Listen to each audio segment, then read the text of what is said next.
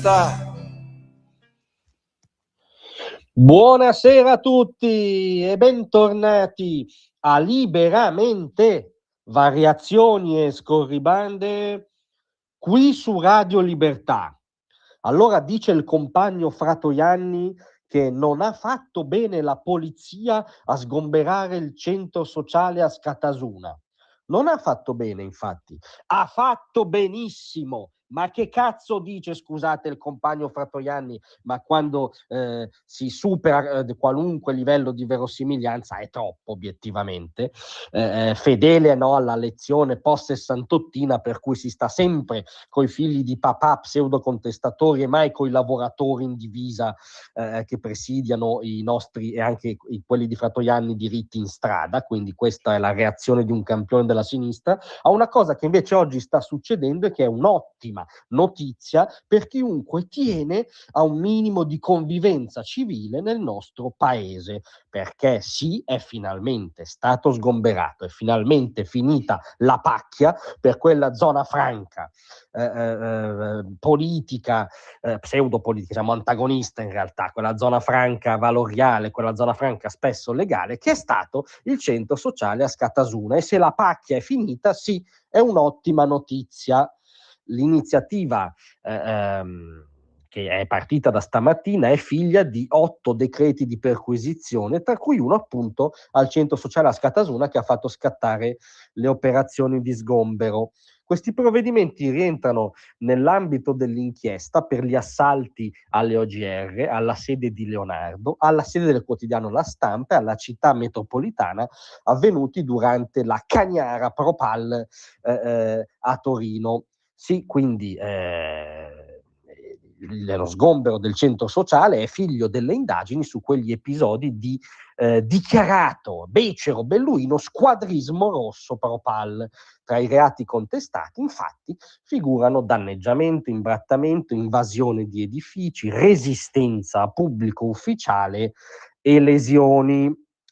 Nel famoso, ma fantomatico, mitico e mitologico, no, nel pantheon della sinistra antagonista, che ormai coincide con la sinistra tout court, edificio di Corso Regina Margherita 47, sono stati trovati all'alba 6 attivisti in una parte inagibile del palazzo, e che è un dato, diciamo, di realtà che non si poteva più nascondere, che ha fatto saltare il famoso patto del comune con un comitato di garanti che aveva trasformato l'occupazione abusiva di Ascatasuna in un caso di coprogettazione sui beni comuni, una di quelle super cazzole, diciamo, buoniste di certe amministrazioni di sinistra per coccolare certe appunto zone franche antagoniste come Ascatasuna. Anche quest'ultimo velo è caduto, anche il sindaco Lorusso fin lui ne ha dovuto prendere atto e si è proceduto con lo sgombero dell'immobile. La reazione di Lorsignori, che definisce l'attività stessa di Lorsignori, che hanno un curriculum di violenze, di scontri di piazza, di assalti ai cantieri della TAV in Val di Susa, è la seguente, che è espressa da un illustre esponente al microfono. Possono muovere tutti, l'esercito, la questura, tutti quanti, ma non retrocederemo di un passo. Questo è un attacco, ma non un attacco alla Scatasuna, è un attacco a tutto il movimento per la Palestina. Ora, ammesso e non concesso che questi signori sappiano collocare la Palestina sulla carta geografica, è evidente che la Palestina è uno dei tanti pretesti utilizzati nel corso degli anni per l'eterno ritorno del loro rito, che è sempre il solito e si chiama violenza di piazza. Lo diciamo chiaramente a Meloni, a Piantedosi, a Lorusso: non abbiamo paura. L'unica risposta saranno le strade piene di giovani incazzati che non abbasseranno la testa. A noi suonano vagamente come delle minacce, forse qualcuno chiederà anche chiarimenti a questo signore.